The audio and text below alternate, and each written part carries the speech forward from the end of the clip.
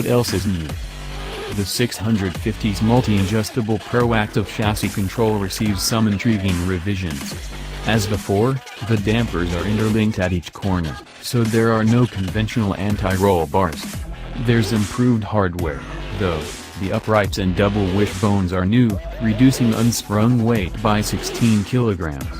As before, you can choose between comfort, sport, or track mode according to location or intention. PCC2 uses multiple sensors, 12 more than previously, including an accelerometer on each wheel hub, to monitor inputs from the road and measure the tire contact patch.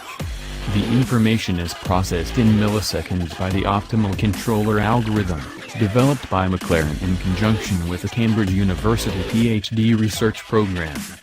According to Vehicle Development Director Ben Gulliver, the system can alter the valves and the dampers in a way that preempts changes in road surface rather than reacting to them. Chief Test Driver Chris Goodwin is particularly proud of the work done on the rear suspension geometry. This car can conjure amazing grip and balance even on the bumpiest roads, he tells us.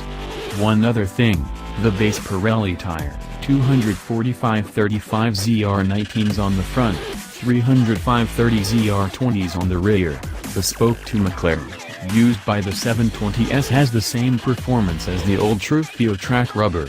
There is grip and compliance in equal measure, although the Ferrari 488 GTB runs it very close. No sign of a fuzz or an active rear axle? No.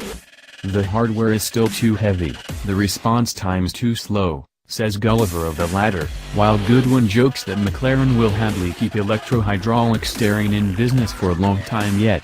On the 720s, the rack uses one software map, and the linearity of response and the dialogue that builds between you and the road is spectacular.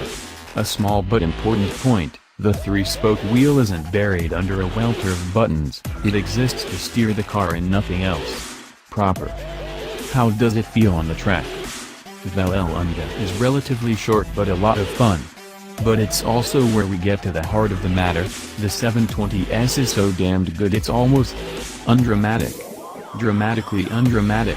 It's that edgy supercar question again, do you need to be asking for planning permission on the ragged edge before decreeing something a real supercar?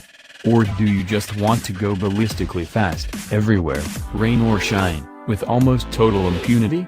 The 720s isn't clinical, but it is surgical. The new variable drift control, which, according to Mclaren, delivers additional enjoyment in sport and track modes, with fingertip control of electronic stability control intensity, is amusing, but you still need to be able to balance steering and throttle effectively, so why not just turn everything off?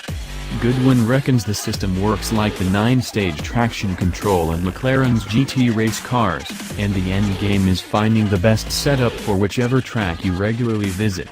In other words, traction optimization rather than control.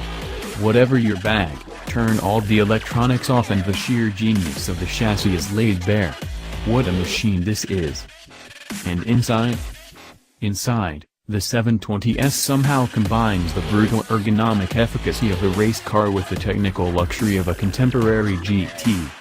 The drive mode controls now live in a vertical pond to the left of the wheel. The principal readouts are housed directly ahead, and the folding display is very cool, the idea being that you can focus on the key readouts if you're in maximum attack mode. The D, N and R buttons are in another pod that tapers towards the bottom. The door is leading to the roof, Ford GT40 style, and it really does feel like being at the pointy end of an era, only with much more control over your own destiny. The human graphic on the climate control display is wearing a crash helmet. Nice touch. There's also an awesome 1280 watts audio system, and the speakers are a seamlessly integrated part of the interior topography. But the sat-nav drove me mad, and the seat controls are difficult to reach. 2,730 pounds for heated electric seats at BTW. Turns out they're one of the few things carried over from the 650s. Sounds like maybe we should order ourselves one. It's as intriguing as you'd hope, the 720s. All 400 launch spec cars are long gone, and 1,400 cars have been ordered before the first 720s has even left the factory. McLaren, it seems, has hit the mother lode. Only a full-blooded back-to-back test against the Ferrari, preferably on British roads we know, probably somewhere in North Wales, will reveal the complete picture. Mind you, on power alone it vaults itself ahead of its Italian rival, which might bring the new 488 Speciale, or whatever it'll be called, onto the front burner. The 720s is magnificent, but also surprisingly nuanced for such an adrenalized proposition. It takes time to work out the full scale of its, and its creators' achievements. It's also worth noting that our test car lifted the £218,020 list price to £292,000 plus, and that the full carbon look, inside and out, doesn't come cheap. To put it another way, how does a McLaren 570 GT and the Porsche 911 GT3 sound?